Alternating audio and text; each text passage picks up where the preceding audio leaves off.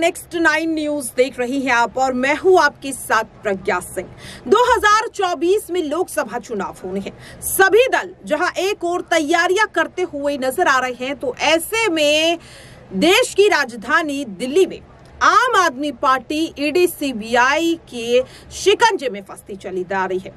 दिल्ली सरकार के 3 बड़े नेता, 3 बड़े मंत्री इस वक्त ईडी के शिकंजे में फंसे हुए हैं। शुरुआत यहां पर सत्येंद्र जैन से होती है, जो दिल्ली के पूर्व स्वास्थ्य मंत्री रह चुके हैं। उसके बाद पूर्व शिक्षा मंत्री और पूर्व उप मुख्यमंत्री मनीष सिसोदिया पर ईडी की गाज गिरती है और आखिरकार अब राज्यसभा सांसद संजय सिंह भी। बता दें, संजय सिंह को लेकर के आज राउज एवेन्यू कोर्ट ने बड़ा झटका दे दिया। राउज एवेन्यू कोर्ट ने संजय सिंह की रिमांड को बढ़ा दिया और अब इस मामले में अगली सुनवाई 27 अक्टूबर को होगी, यानी कि लंबे समय के लिए अब ईडी का शिकंजा सीधे सीधे संजय सिंह पर कस चुका है। सवाल लगातार ये उठ रहा है कि पूरा का पूरा विपक्ष ये दावा कर रहा है कि ईडी सीबीआई समेत जितनी भी सरकारी जांच एजेंसियां हैं, वो अब केंद्र सरकार के हाथों की कठपुतली बन चुकी हैं। प्रियंका गांधी वाड्रा से लेकर अखिलेश यादव तक, ममता बनर्जी से लेकर मायावती तक, नीतीश कुमार से लेकर संजय राउत तक, तमाम विपक्षी दल के नेता यही कह रहे हैं कि जहां पर बीजेपी को जनता का समर्थन नहीं मिलता, वहां बीजेपी ईडी सीबीआई को छोड़ देती है और विपक्ष को मजबूत कि यहाँ पर विपक्ष को पूरी तरह से तोड़ने की कोशिश करती है। क्या वाकई में अब बीजेपी इस कदर घबरा चुकी है, इस कदर बौखला चुकी है कि अपनी सत्ता को बचाने के लिए 2024 के लोकसभा चुनाव में जीत हासिल करने के लिए सरकारी जांच एजेंसियों का दुरुपयोग कर रही है? इसी को लेकर जब हमारे सहयोगी ऋतिक सविता ने ग्राउंड पर जाकर के बातचीत करने की कोशिश की, सुप्रीम कोर्ट में जाकर वहां पर मौजूद वकीलों से पूछताछ की, पड़ताल करने की कोशिश की, तो क्या कुछ इन सवालों के जवाबों में वो कहते हुए नजर आ रही हैं? सुनिए जरा। आपका बहुत बहुत स्वागत। बहुत कैसे देखते हैं आप, क्या सच में लोकतंत्र खतरे में है? तमाम मुद्दे चल रहे हैं देश में, इन मुद्दों का मसला क्या हो सकता है? क्या सिर्फ कुर्सी का खेल रह गया, क्या सिर्फ सत्ता में बैठने का खेल रह गया है? देखिए, आज का माहौल इतना ख़राब हो चुका है कि आप किसी से कोई बात करते होंगे तो साफ बोलने से डरता है। इसलिए डरता है कि कहीं हमारे पीछे अगर सरकार के फेवर में बोल दिया, खिलाफ बोल दिया, फेवर बोलने वाले तो सारे हैं, चूँकि उनके खिलाफ कोई एक्शन नहीं होना है, लेकिन सरकार के खिलाफ आपने कोई आवाज़ उठा दी, कोई बात उनकी उठा दी, तो आपको हो सकता है जेल भी जानी पड़े। आप देख रहे हैं कि आजकल जो अच्छे जो पत्रकार थे वो अब अपना यूट्यूब चलाने लगे हैं, इसलिए कि चूँकि जो मीडिया है वो पूरी तरह से बायस्ड हो चुकी है। और जब मीडिया बायस्ड हो जाती है तो देश का एक स्तंभ, समझिए, जो देश का प्रहरी है वो ख़त्म हो जाता है। वो प्रहरी जो है वो देश की सुरक्षा करने में फिर उतना ईजी नहीं रह जाता है, जो देश का ये चौथा स्तंभ करता है। आपने देखा होगा कि अभी अच्छे अच्छे पत्रकारों के यहाँ छापे पड़ गए और छापे में कुछ ऐसा मिला भी नहीं जिससे उनको लगे। उनके घर के पेपर लेके चले गए, जो उनके बेचारे डेली की यूज़ की चीज़ें हैं, कोई ऐसा चीज़ नहीं मिला। और अगर उनसे एफआईआर की कॉपी मांगी जाती है तो वो एफआईआर की कॉपी उनको नहीं देते हैं। आपने छापेमारी की बात की, बीबीसी पर छापेमारी आपने देखी होगी, फिर अभी आपने 14 जो पत्रकारों का यहाँ पर जिक्र किया कि तमाम पत्रकारों से बातचीत की जाती है, तो आपको लगता नहीं है कि हर चीज़ दबाव में है? ये दबाव में है या फिर काम ठीक से नहीं किया जा रहा है? क्योंकि ईडी सीबीआई का जो एक खेल है वो लगातार हर एक राज्य में पत्रकारों के साथ, बीबीसी के साथ, क्या लगता है कि बीबीसी ने भी एक डॉक्यूमेंट्री बनाई थी, आपको याद होगा, और ये कहा जाता है कि बीबीसी की डॉक्यूमेंट्री गुजरात दंगों पर जो है आधारित थी, प्रधानमंत्री की उसमें छवि को दिखाया गया। आपको क्या लगता है कि बीबीसी ने खराब काम किया था छवि दिखा के, या फिर बीबीसी सच्चाई दिखाना चाह रहा था? और अभी आपने देखा कि किस तरीके से तमाम पत्रकारों को, अभिषार की बात कर लो, यहाँ पर उर्मिलेश की बात कर लो, उनको टारगेट किया गया। ये ईडी सीबीआई का खेल क्या है? देखिए, अभी तो ईडी सीबीआई में ज़्यादातर आपने देखा होगा 70% तो उसमें डेपुटेशन पे हैं जी। इनका अपना अभी कैडर इस डिपार्टमेंट नहीं है। दूसरी बात, ईडी जो है वो गवर्नमेंट की एजेंसी है। गवर्नमेंट क्या इसके लिए कि उसमें जो कोलिजियम सिस्टम नहीं है, जब तक कोलिजियम सिस्टम नहीं होगा और गवर्नमेंट ही अपने अधिकारियों को चुनेगी, तो आप ईमानदारी तो आप सोच नहीं सकते कि ईमानदार भी होंगे। किसी ज़माने में था, जब अंग्रेज़ से हम लोग आज़ादी पाए थे, तब ईमानदारी थी, लोगों में लगा था किसी तरीके से हमको आज़ादी मिली है, लेकिन वो आज़ादी पाने वाले अब तो रहे नहीं, गिने चुने रह गए हैं। नई पीढ़ी को पता नहीं है कि पुरानी जो ज़माने के जो नेता थे या जो भी जनता थी, उनको ये पता था कि हमने आज़ादी किस तरीके से पाई है, तो वो उस आज़ादी को मेंटेन करने के लिए अपने को सर्वस्व न्यौछावर करते थे। लेकिन आज ऐसा नहीं है। आज ऐसा है कि अगर आप किसी के खिलाफ़ कुछ बोल देते हैं तो कोई भी कार्रवाई आपके खिलाफ़ हो सकती है। और जैसे आपने अभी उठाया कि बीबीसी ने अगर कोई मामला उठाया था, यहाँ तो आम आदमी के खिलाफ़ बोल दीजिए अगर किसी पार्टी के, तो आपके ऊपर FIR होगा। वो तो प्रधानमंत्री के खिलाफ़ उन्होंने आवाज़ उठाई थी, उनकी बात को सच्चाई को रखा था, तो वो कैसे बच सकते थे। सवाल मेरा सर आपसे ये भी रहेगा कि ED CBI के द्वारा देश के प्रधानमंत्री नरेंद्र मोदी को भी टारगेट किया जा रहा है। आपको एक बयान याद होगा, देश के प्रधानमंत्री ने खुद एक बयान दिया था कि ED CBI की कार्रवाई नहीं रोकेगी। सर इसका मतलब क्या हो सकता है कि क्या विपक्ष को ख़त्म करना है या विपक्ष को उखाड़ फेंकना है? क्योंकि सर अब गठबंधन देखिए, पहले हम चुनाव देखते थे, तमाम पार्टियाँ होती थी, कांग्रेस को वोट देंगे या आम आदमी पार्टी को वोट देंगे या आप किस पार्टी को वोट कर रहे हैं। लेकिन आज ऐसा जो है माहौल बन चुका है 9 सालों में कि आप 2 गुट बन चुके हैं, इंडिया वर्सेस इंडिया। क्या मसला है सर ये? देखिए, प्रधानमंत्री अपनी कुर्सी के लिए तो ये भी बोल सकते हैं, इंडी शब्द बोलने लगे, इंडिया को बोलने उनको जैसे शर्म लगने लगा। अगर किसी ने अपने देश के नाम पे पार्टी बनाई है और सारे देश के क्षेत्रीय दल हैं, सारे मिल के राष्ट्रीय दल, तो उसमें बुराई क्या थी? अगर वो चुनाव जीतते हारते वो तो अलग की बात है, लेकिन आपने तो अभी से ही ऐसा सोच लिया कि लगता है कि आप हार गए हैं। आपको बदले की भावना से काम नहीं करना चाहिए।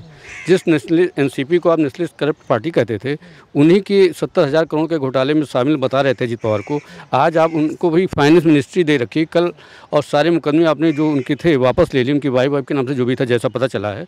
तो इसका मतलब ये है कि आपके साथ जो रहेगा वो सदाचारी है और उसमें कोई अवगुण नहीं है। और जो विपक्ष में अगर आपके खिलाफ कोई आपकी सही किए हुए कर्मों को उजागर करता कि ये आपने गलत किया है, तो वो जो है वो हो गया, देशद्रोही हो गया। ये परंपरा चली आ रही। ये परंपरा पहले नहीं थी, अटल जी के ज़माने में भी नहीं थी कि किसी के बदले भावना हो।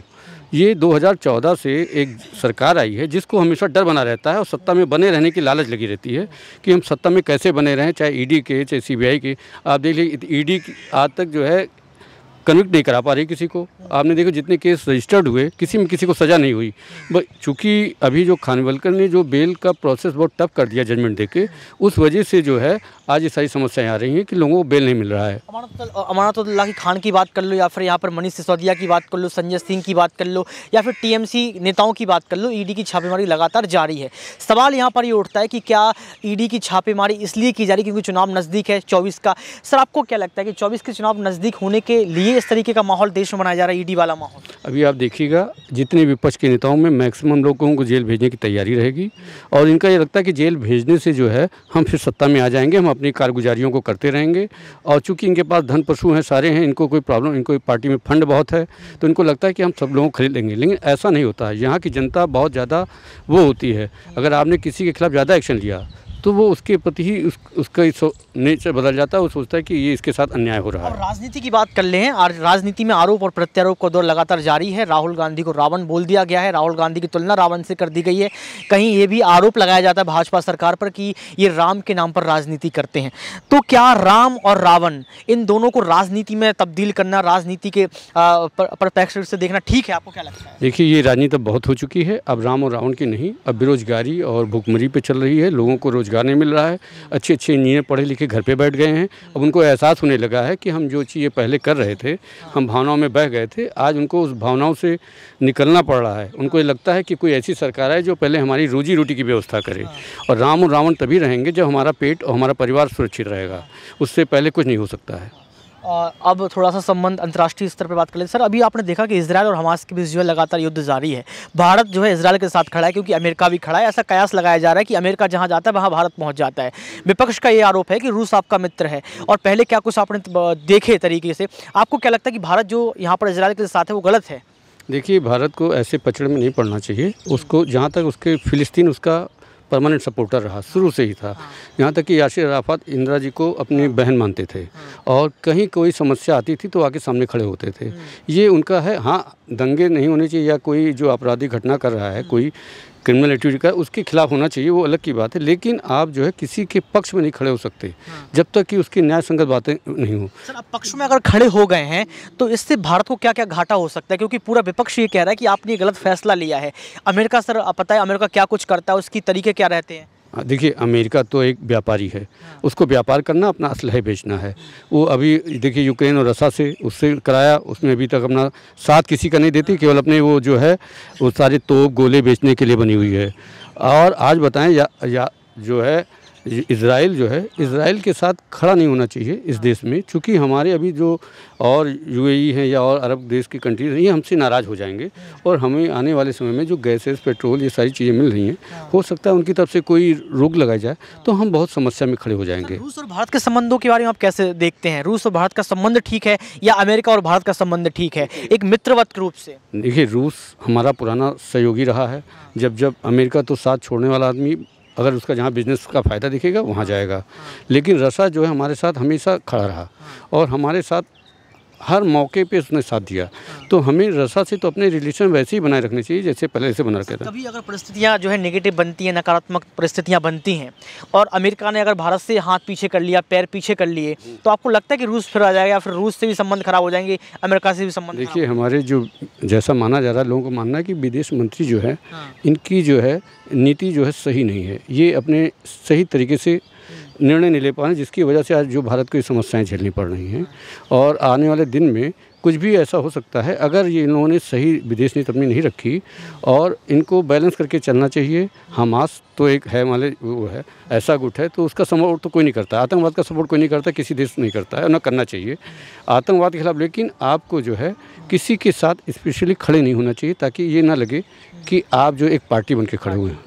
तो देखा आपने और सुना भी। इसके बाद दर्शकों, सवाल लगातार यही बन रहा है कि जिस तरीके के तमाम दावे यहाँ पर विपक्ष करता हुआ नजर आ रहा है, क्या वाकई में ईडी सीबीआई अब भारतीय जनता पार्टी के हाथों की कठपुतली बन चुकी है? क्योंकि बीजेपी लगातार दावा कर रही है कि आम आदमी पार्टी हमेशा से एक भ्रष्ट पार्टी थी और अब धीरे धीरे इनका भ्रष्टाचार सामने आ रहा है। आपको बता दें कि दिल्ली की यहाँ पर लगभग 40% जनता का भी यही कहना है कि आम आदमी पार्टी पूरी तरह से भ्रष्टाचार में लिप्त है। लेकिन फिर भी देखने को मिला कि अरविंद केजरीवाल 3 बार दिल्ली के मुख्यमंत्री बन चुके हैं। अब ऐसे में सवाल लगातार ये उठ रहा है कि जिस तरीके से आम आदमी पार्टी पर ईडी का शिकंजा कसता जा रहा है, क्या 2024 में केजरीवाल फिर से दिल्ली पर राज करते हुए नजर आएंगे, या फिर जैसा कि विपक्ष दावा कर रहा है कि इस साजिश के चलते भारतीय जनता पार्टी शायद दिल्ली पर राज कर सकती है? क्या लगता है आपको? अपनी राय कमेंट बॉक्स में जरूर शेयर करें। फिलहाल के लिए इस खास रिपोर्ट में इतना ही। देश और दुनिया की तमाम खबरों के लिए आप देखते रहिए नेक्स्ट 9 न्यूज।